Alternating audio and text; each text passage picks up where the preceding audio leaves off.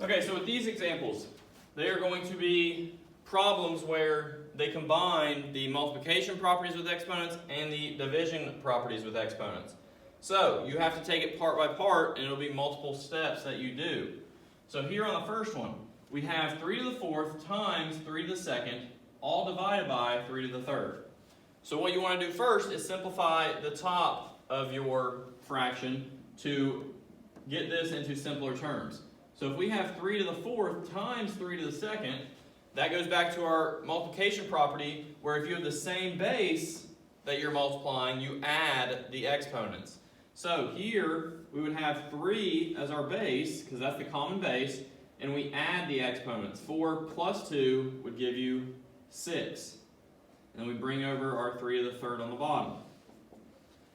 Now we have our quotient of powers property, where we have common bases being divided, so you subtract your exponents.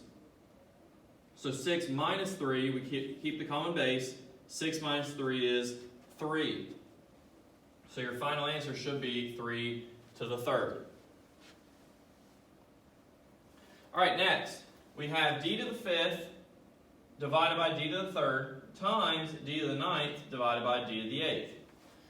So the simplest thing to do here would be is to simplify both fractions and then deal with the multiplication. So what that will look like is d to the fifth divided by d to the third.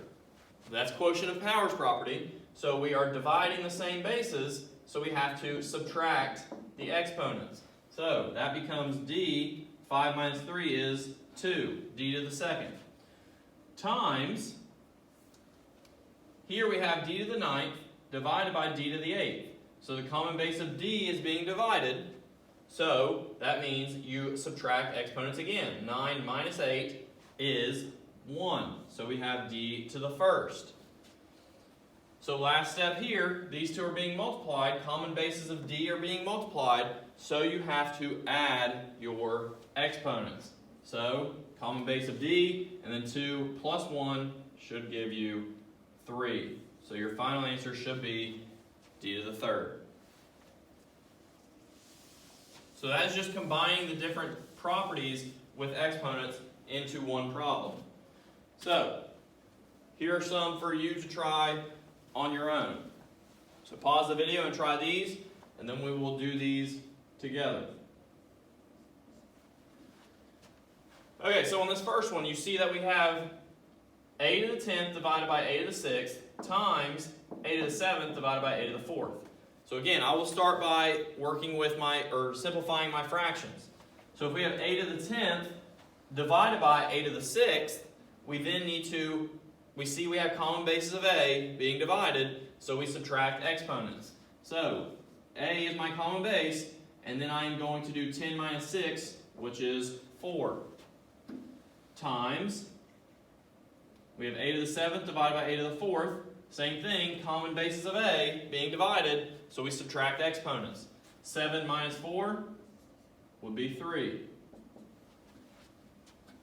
And then last step, a to the 4th times a to the 3rd, common bases being multiplied means you add exponents. So 4 plus 3 is 7.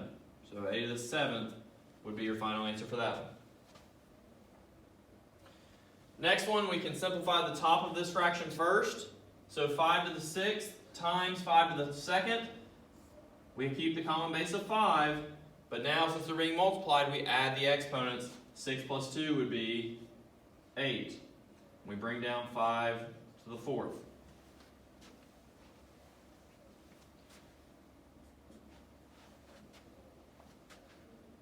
So now, 5 to the 8th divided by 5 to the 4th, common bases of 5 being divided, so that goes back to the quotient of powers property. So we are going to do 8 minus 4, and that will give me 4. So final answer would be 5 to the 4th. So that's just combining your properties and being able to use them in multiple step problems like that.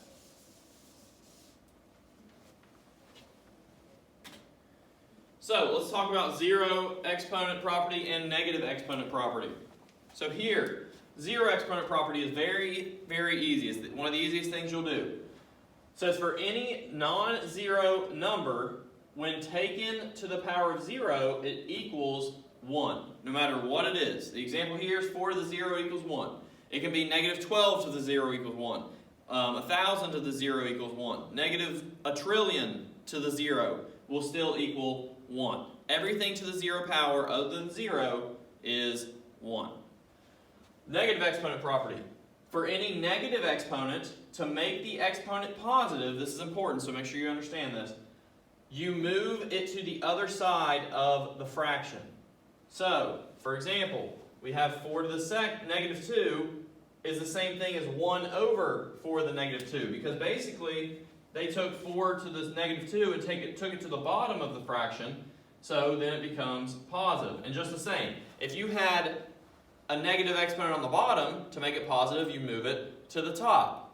So understanding how to make a negative exponent positive is also important. All right, let's look at some examples with those. Okay, so this says, evaluate each expression. Let me make sure, yes, okay. So, remember with evaluate, they want you to actually come up with an answer. So first we're going to simplify our exponents and then we'll come up with an answer. So here, yes, this is a negative exponent, but the first thing I would recognize here is understanding that these are common bases being multiplied. So remember, if you have common bases being multiplied, that should tell you right off the bat you are going to add your exponents. So here, negative 4 plus negative 4, since those are common bases, you add the exponents. Negative 4 plus 4 would be 0. And like I told you, any number to the 0 power would be 1. So your final answer here would just be 1. All right, let's look at the second one. So here, 2 to the 6th divided by 2 to the 8th. So you should see that this is a quotient of powers property. So since it's a quotient of powers property, same base, I keep the base, and I subtract my exponents. So 6 minus 8 would be negative 2. So now, to simplify this, I need to take, if I want to make that negative exponent positive, remember I have to take it to the other side of the fraction. So since this is technically on the top of a fraction, I'm going to move it to the bottom. So when I move it to the bottom, it's 1 over 2 to the positive 2. So all I did was take that to the bottom of the fraction and make it positive. I'm not flipping it. Make sure you understand I'm not flipping it. The only reason this is now a 1 is because there was nothing left once I move it, so that leaves 1 there. And then I just simplify this by doing the bottom of the fraction. 2 to the second is 4, so my final answer would be 1/4.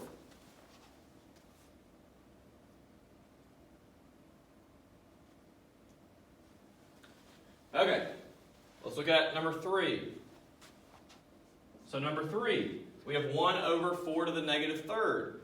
So 1 over 4 to the negative third, to make that positive, I take it to the top. So all that becomes is 4 to the positive third on top.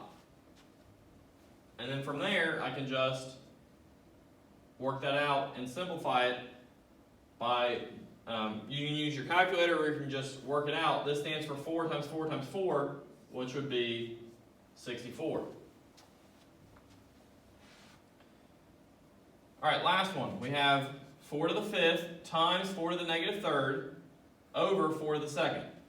So first thing I would recognize I can do here is do my multiplication property here. 4 to the 5th times 4 to the negative third, that's a common base of 4, so I add my exponents. 5 plus negative 3 would give me 2. And then we have 4 to the second on the bottom.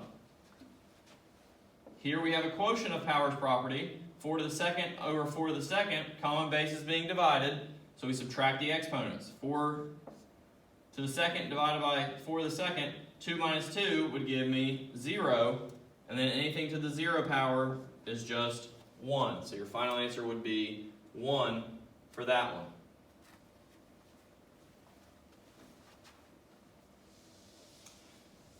So that pretty much covers all of those types of problems. Hopefully that made sense. The main thing is just understanding the properties that you're looking for. Taking them one by one. You have your multiplication properties, you have your division properties, you have your, anytime it's a zero exponent, your answer is 1. And then if you have a negative exponent and you need to make it positive, you just take it to the other side of the fraction. So that should cover that topic. Hopefully you understand that. Thanks for watching.